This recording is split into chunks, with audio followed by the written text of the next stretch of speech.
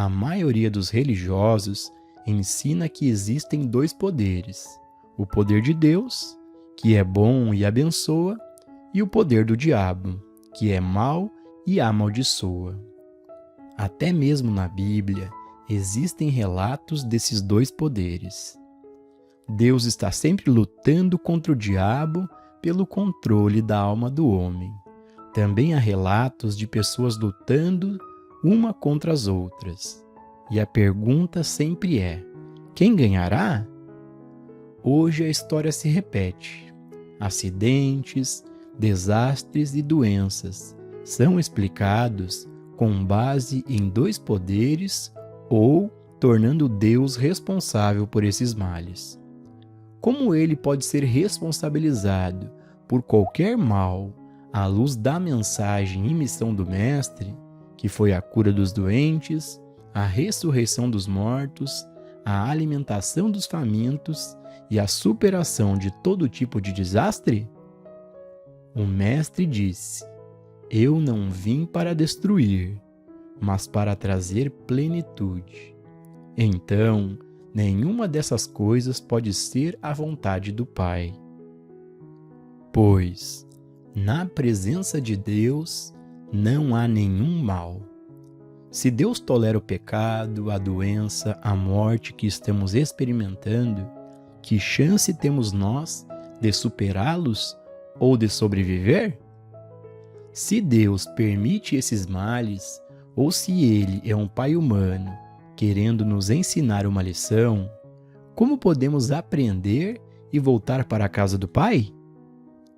Desde o início de nosso estudo espiritual, aprendemos que Deus é o único poder, é o Todo-Poderoso. E não só isso, é o poder de todo o bem. É possível, então, para um poder do bem criar, permitir ou tolerar maldades? No caminho infinito, obtemos a cura espiritual e, para isso, precisamos de um princípio exato. Não pode haver nenhum desvio, assim como não há desvio dos princípios da matemática ou da música. O princípio de cura espiritual é que Deus é amor, que Deus é vida. Nele não existe treva alguma. Ele é puro demais para enxergar iniquidades.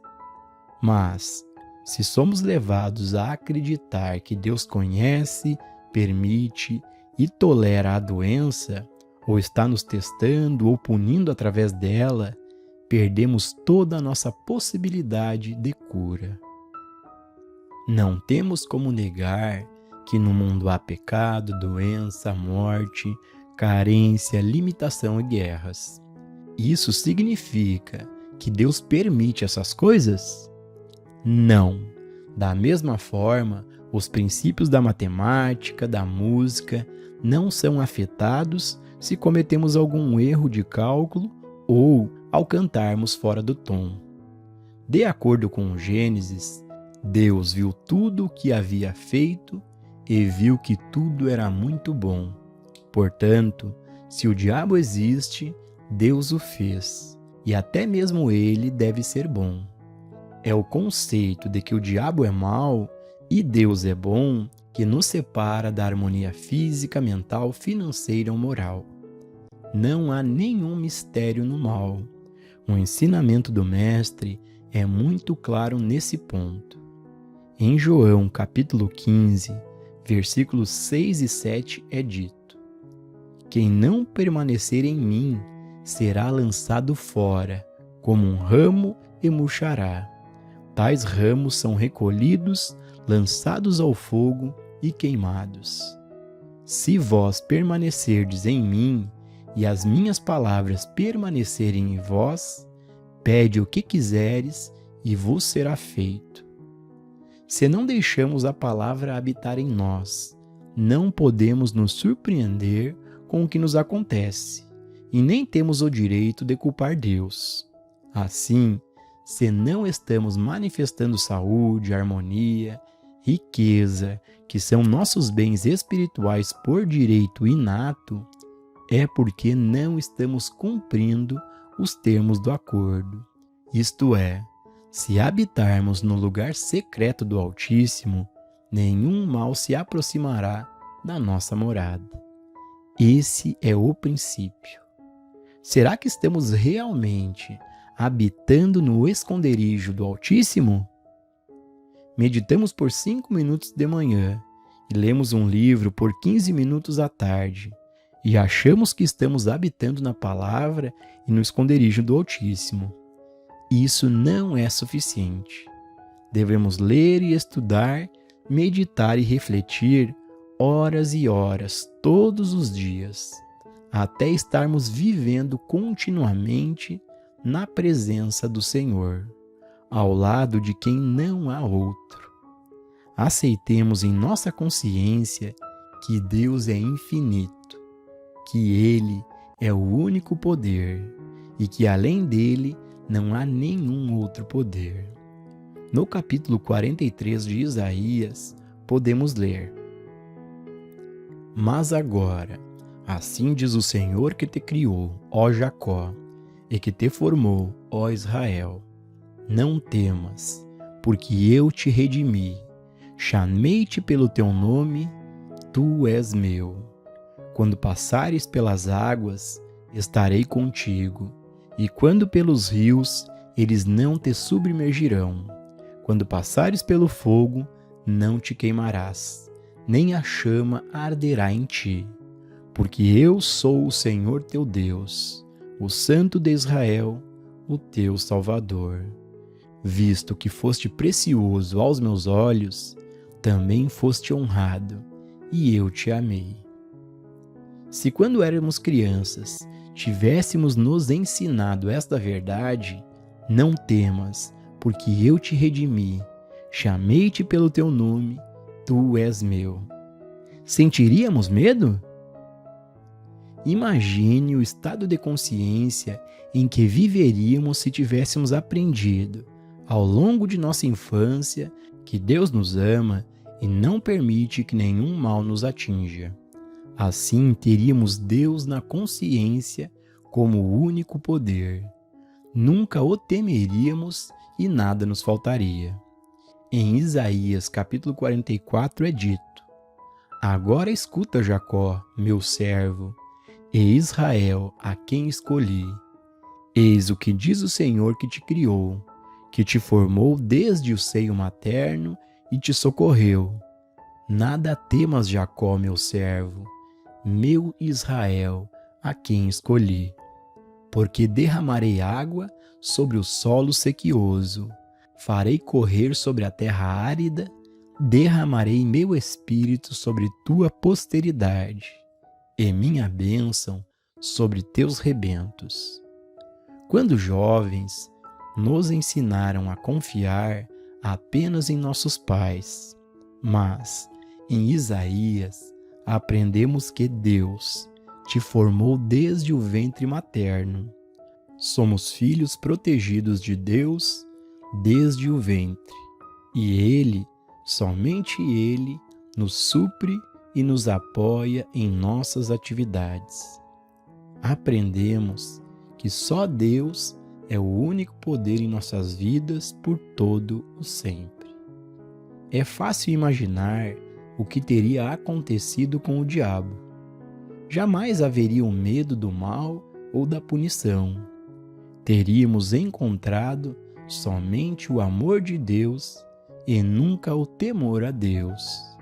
Nunca acreditaríamos que Ele pudesse nos virar as costas.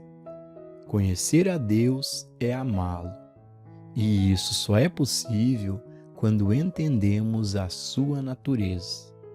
Nem mesmo o amor do marido, da esposa ou do filho poderia ser maior do que o nosso amor por ele, no coração e na alma. Tornar-se um ser vivo que não deve ser temido, mas reverenciado, amado, bem-vindo em todos os nossos momentos de cada dia, e não apenas por 1 hora no domingo. Não há nenhum momento no qual não possamos conscientemente mantê-lo vivo em nossos corações, pela lembrança de quem Ele é. Deus é a inteligência e o amor do universo, o Espírito onipresente que o criou, o mantém e o sustenta. Deus é a fonte da beleza das árvores, flores e frutas, a essência dos vegetais e minerais, do ouro, da prata, dos diamantes e das pérolas no mar.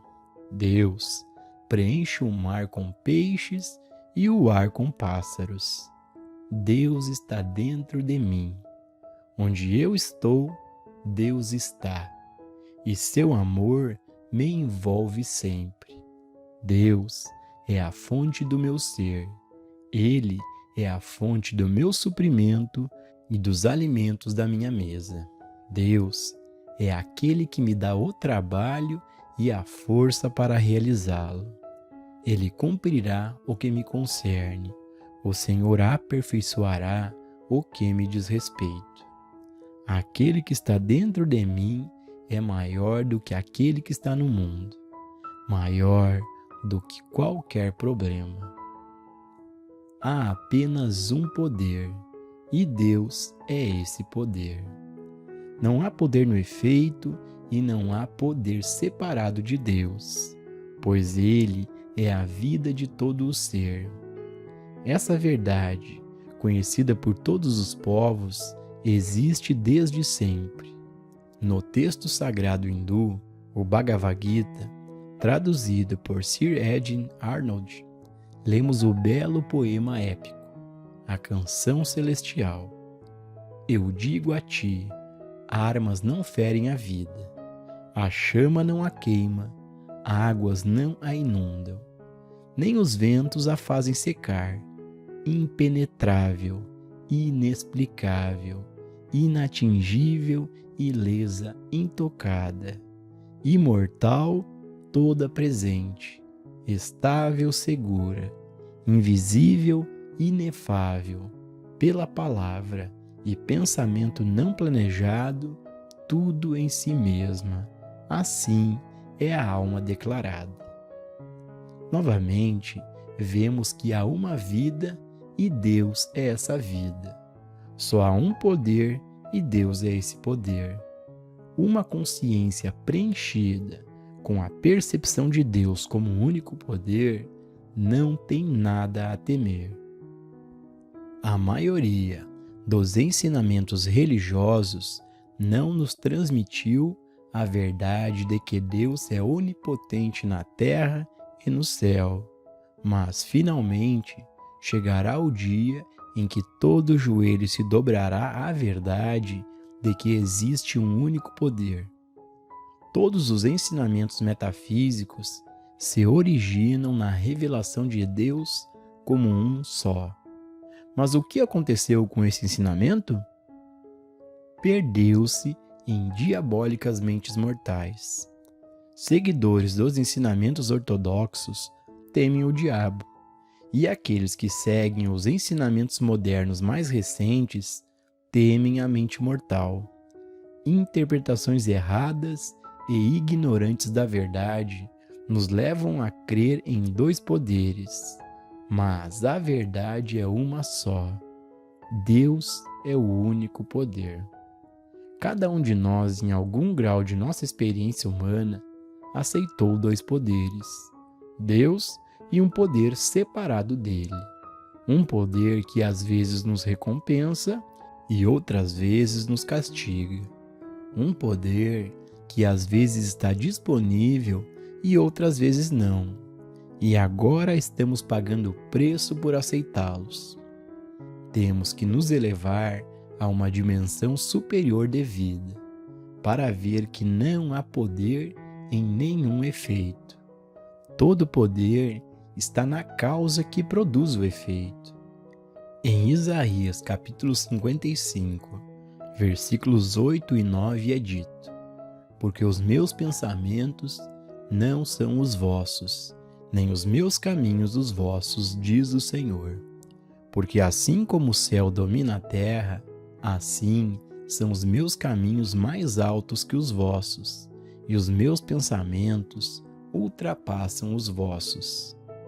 Se não ficarmos espiritualmente alertas, aceitaremos qualquer tipo de falso ensinamento, quando imposto a nós com frequência e força suficiente.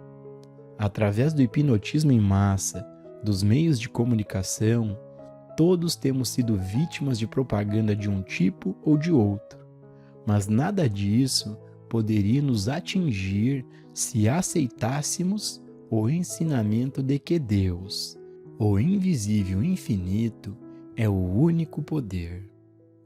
Na frenética e moderna corrida pela supremacia em armamentos e poder material, torna-se necessário parar e perguntar: onde tudo isso vai dar? Poder só tem a ver com superioridade e grandeza? Em Samuel 1, no capítulo 2, versículo 9, é dito: pela força o homem não prevalecerá. Em Crônicas 2, capítulo 20, versículo 15, é dito: não temais, nem vos assusteis por causa desta grande multidão, pois a batalha não é sua, mas de Deus. Em Crônicas 2, capítulo 32, versículos 7 e 8, é dito: sede corajosos e tende bom ânimo, não temais, nem vos espanteis por causa do rei da Assíria, nem por causa de toda a multidão que está com ele, pois há conosco um maior do que está com ele. Com ele está um braço de carne, mas conosco o Senhor nosso Deus, para nos ajudar e para guerrear por nós. Aqueles que se ocupam apenas com o material possuem apenas o braço de carne, mas os que reconhecem Deus como único poder vivem sem medo, sem nenhuma preocupação com o poder externo, por maior que seja. Quer se trate de uma febre alta, de pobreza extrema ou de uma bomba de hidrogênio, tudo é apenas o braço de carne. Nós, por outro lado, temos o que é invisível e não pode ser tocado, pois nenhuma arma forjada contra ti prosperará. Assim como Davi enfrentou Golias, armado com fé em Deus, também nós podemos superar qualquer desarmonia se reconhecermos o único poder. No sentido material da vida, a palavra proteção tem a conotação de defesa ou armadura, um esconderijo contra o inimigo ou perigo. Sugere segurança contra qualquer atividade, presença ou poder destrutivo que possa existir. Proteção nas ciências mentais implica algum pensamento, ideia ou oração que pode nos livrar de qualquer mal. No momento em que começamos a entender Deus como um, compreendemos que em todo este mundo, os que habitam no esconderijo do Altíssimo não têm nada a temer. Constataremos isso quando habitarmos na palavra onipresença e percebermos que na presença de todo o bem estaremos em perfeita e divina harmonia. Uma harmonia que penetra e permeia a consciência como o único bem. Vamos refletir e meditar sobre essa ideia. A revelação e a certeza nascem de dentro de nós, afirmando que só há um. E devido à natureza desse um, não há nenhuma influência externa para o bem ou para o mal. Em nossos períodos de comunhão, sentimos a infinitude da presença de Deus. Não há outro poder, não há outra presença, não há influência destrutiva ou prejudicial em qualquer pessoa, lugar ou coisa. Não há mal em nenhuma condição. Deus é um só, e não pode haver nada apartado do um. O Mestre nos disse: o que contamina o homem não é o que entra em sua boca, mas o que dela sai. Isso é o que contamina. Aceitamos a crença universal de que há o poder e a presença de Deus e uma atividade a partir dele. Aceitamos a crença de que alguém ou alguma coisa fora do nosso próprio ser possa ser um mal em nossa experiência. A aceitação dessa crença, quase universal, causa a maioria de nossas discórdias e desarmonias.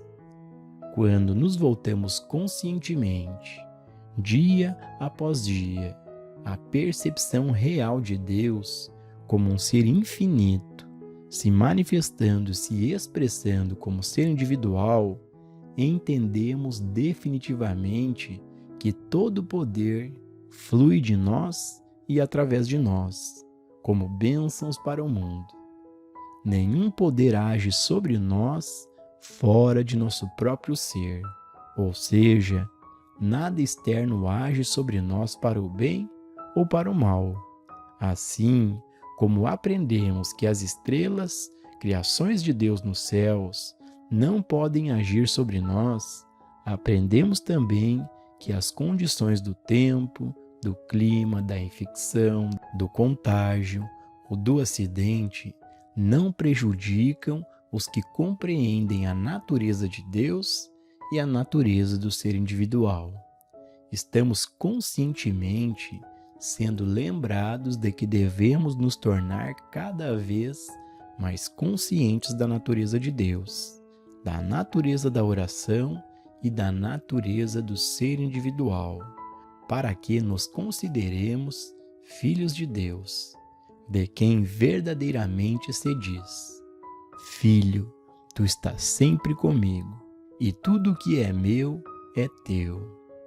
Devemos pensar seriamente nesse assunto de proteção, pois a cada dia somos confrontados com ameaças ou perigos iminentes. Alguém, algum lugar ou alguma coisa sempre aparece como uma força destrutiva da qual Deus pode nos salvar. A plenitude de Deus impede a existência de qualquer influência destrutiva no céu, na terra ou no inferno. Portanto, não vamos cometer o erro de pensar em Deus como o poder capaz de nos salvar de uma pessoa ou influência destrutiva. Nem nos enganemos achando que a prática da presença de Deus é mais um recurso para usá-lo, ao pedir-lhe que interfira em nossa experiência a fim de superarmos a discórdia, o mal, o pecado e a doença. A finalidade é trazer à consciência individual a certeza de Deus como sendo um ser infinito, individual, presença e todo poder. A crença universal em dois poderes, o bem e o mal, vai continuar a atuar em nossa experiência até que nós, individualmente, a rejeitemos. Hoje em dia, proteção é a percepção de que Deus, sendo tudo, exclui a possibilidade de qualquer fonte de mal existente no mundo ou atuando na experiência individual. O nosso trabalho ou as nossas orações pedindo proteção devem consistir na percepção de que nada existiu, existe ou existirá em qualquer lugar, em qualquer momento, em nossa experiência do passado, presente ou futuro, que seja de natureza destrutiva. Através de estudos e meditações, contatamos Deus dentro de nós e recebemos a garantia divina: eis que estou contigo todos os dias. A garantia contínua de uma única presença, do único poder, do único ser, da única vida, da única lei, em que não existem poderes do mal ou forças destrutivas.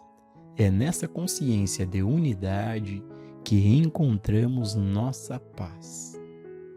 Nas meditações diárias, devemos nos concentrar na questão da proteção por 1 ou 2 meses, sem falar nada para ninguém, nem discutir o assunto, mantendo-o secreto, até atingirmos um lugar na consciência onde sintamos Deus como o único poder.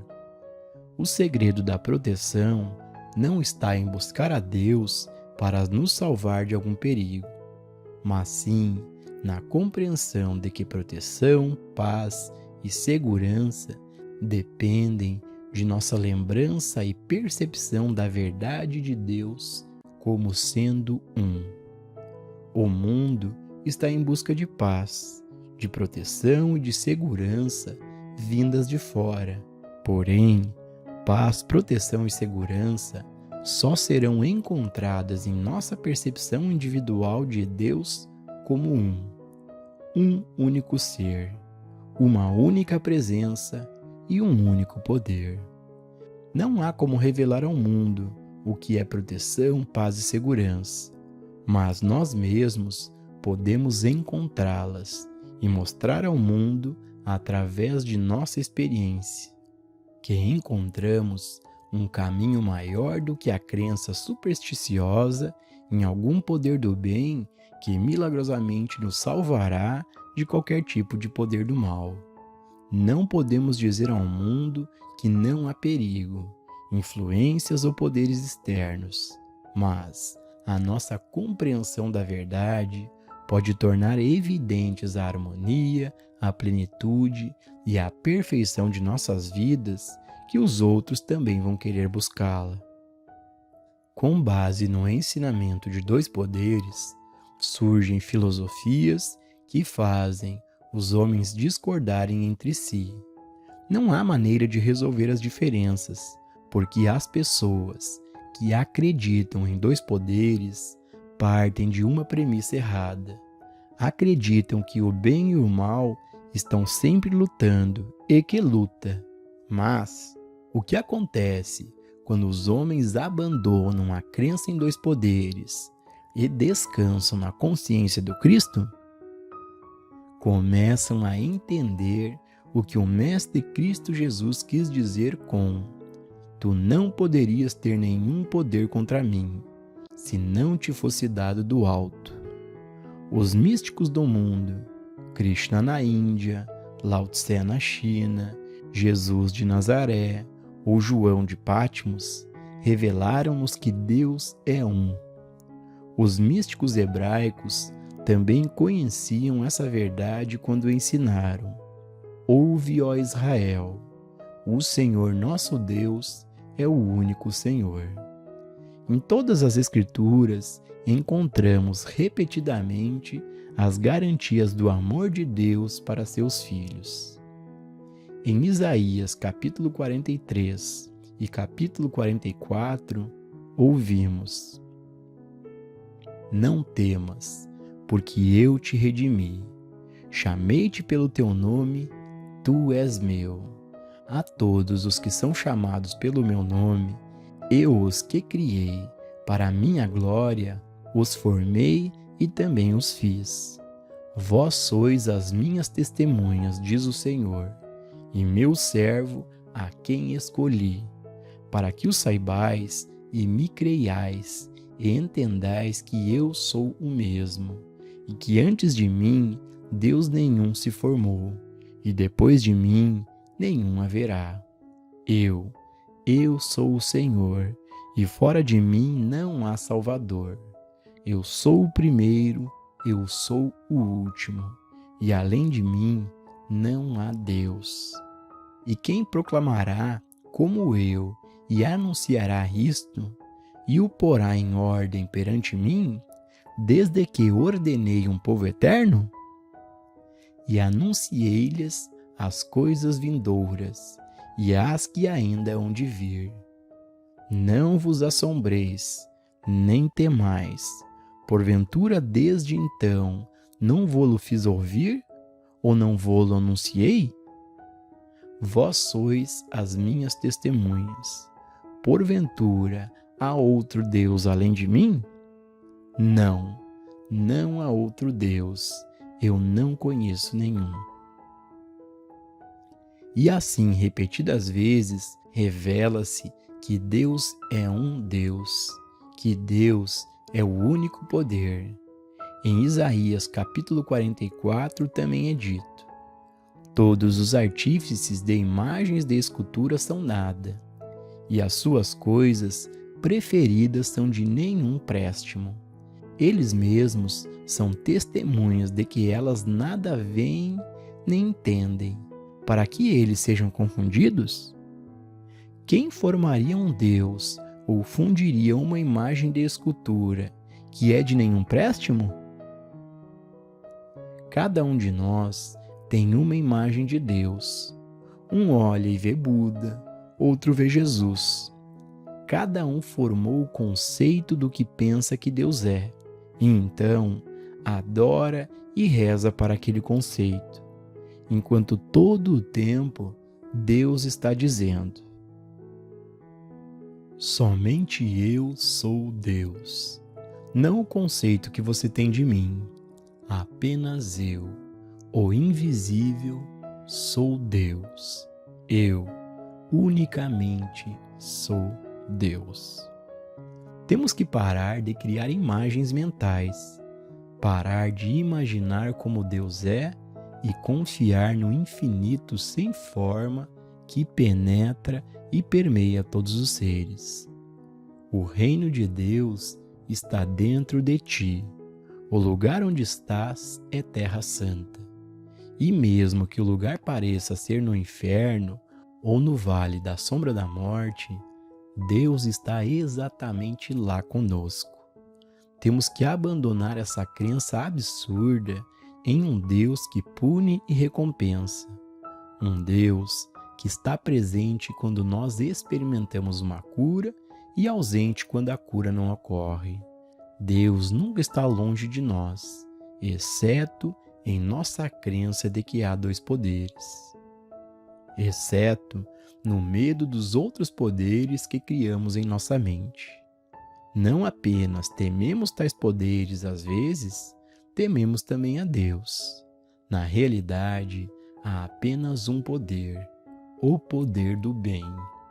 Não há poder no mal, não há poder no pecado, não há poder na doença, nem na falta ou limitação.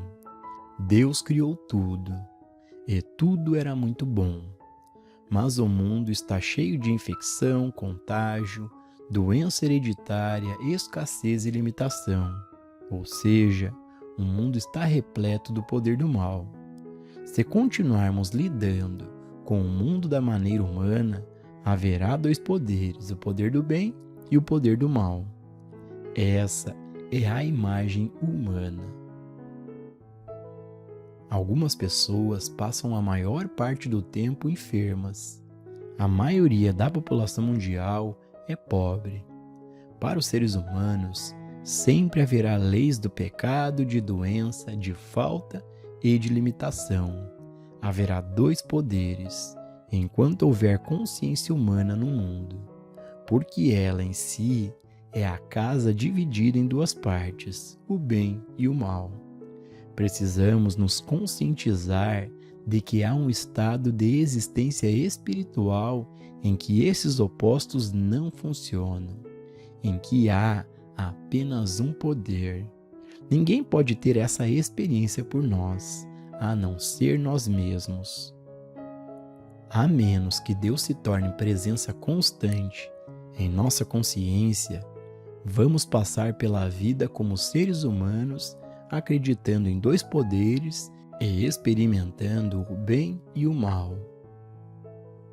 Precisamos nos conscientizar de que Deus é um. Deus é o único. Ouve, ó Israel, o Senhor nosso Deus é um.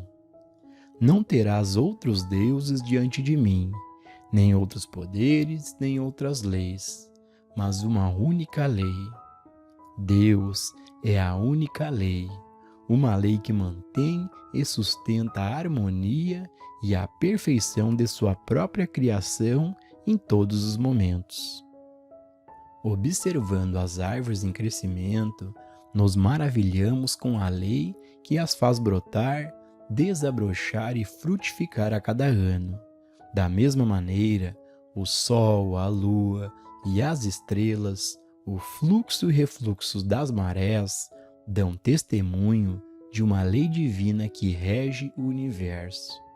Essas são leis e não podem ser alteradas. Tudo que é permanente é apoiado por lei.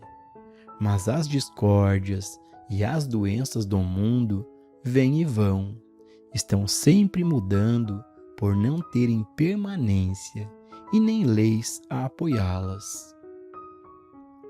Se a doença fosse apoiada por lei, essa lei não poderia ser violada, e ninguém poderia ser curado ou ficar imune às enfermidades.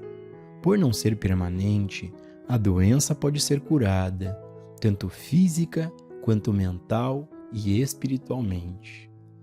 Aceitar Deus como um é aceitar apenas uma lei, a lei do bem, a lei de Deus, sempre ativa e sempre presente em nossa experiência. Não existe nenhuma lei que nos vincule a alguma condição de mal.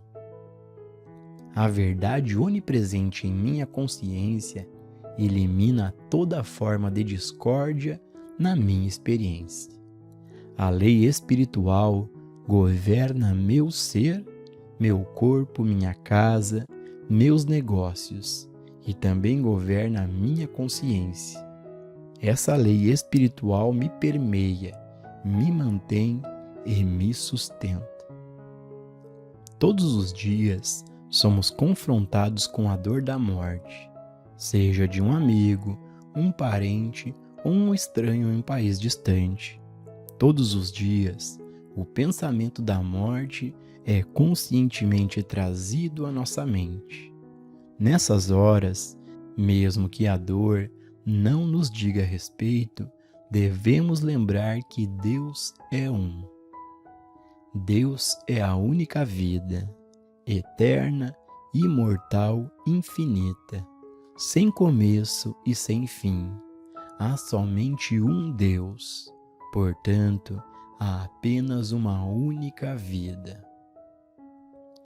Muitos estudantes de metafísica que não acreditam no poder do diabo criaram outro poder, também independente e separado de Deus. Um poder regido pelo medo supersticioso do pensamento errôneo e pela fé e confiança no pensamento correto. Vamos descartar essas ideias agora e para todo o sempre. O pensamento humano não é poder. A mente humana não é poder. Jesus refutou tal ideia quando perguntou: qual de vós, pelo pensamento, pode acrescentar um só côvado à sua estatura? Vamos colocar a mente em seu devido lugar, como um caminho da consciência e não como uma faculdade criativa. A faculdade criativa está bem no fundo da alma. Com a nossa mente, nos tornamos conscientes das profundas verdades e leis de Deus. Mas é a alma que é Deus, o princípio criativo da existência. A atividade da alma é poder, e é dela que flui mansidão, humildade e paciência. Tudo aquilo que Paulo mencionou como as coisas de Deus. O homem natural não aceita, porque lhes são loucura. Não pode entendê-las, porque elas são discernidas espiritualmente. O homem natural é a faculdade de raciocínio. As coisas de Deus são recebidas pelo Espírito de Deus, pela consciência de Deus, pela alma que é uma camada mais profunda da vida do que a mente. Usamos a mente humana como um canal da consciência, mas reconhecemos a alma como faculdade criativa. Dar poder a qualquer coisa externa à consciência é idolatria. É o reconhecimento de um poder separado de Deus. Precisamos chegar à convicção interior de que o poder não existe na forma. Qualquer forma, não importa quão bom seja. Qualquer forma pode viver e morrer, mas o espírito continua para sempre, se renovando e se reformando. Como fomos educados para encarar a vida apenas no seu aspecto material, acabamos prisioneiros desse conceito e assim cometemos idolatria. Em outras palavras, nós nos curvamos em adoração ou tememos alguma forma de bem material. Deixemos de amar, odiar ou temer o que existe no reino externo, porque isso não é poder.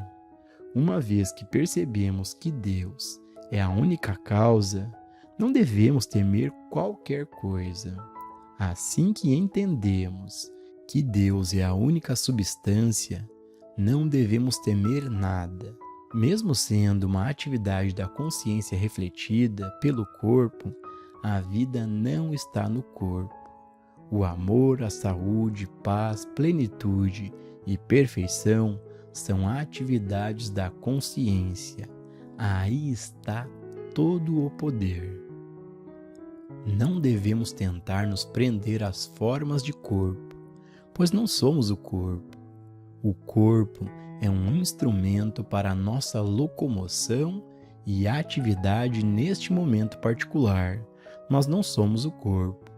Não somos os dedos, mãos, pernas, coração ou cérebro. Somos entidades espirituais num corpo dado a nós por Deus, eterno nos céus. Em vez de nos apegarmos à forma do corpo, fiquemos na verdade de nossa própria identidade, e o corpo será mantido de forma harmoniosa. O Mestre promete que, se estivermos dispostos a perder nossa vida, ganharemos a vida eterna. Portanto, se pararmos de tentar nos agarrar à nossa vida como se pudéssemos perdê-la, e em vez disso percebermos que toda a vida é graça de Deus, descobriremos que ela é eterna. O ensinamento diz: jamais idolatre, jamais odeie, tema ou ame qualquer efeito. Adorar a forma é tolerar a idolatria.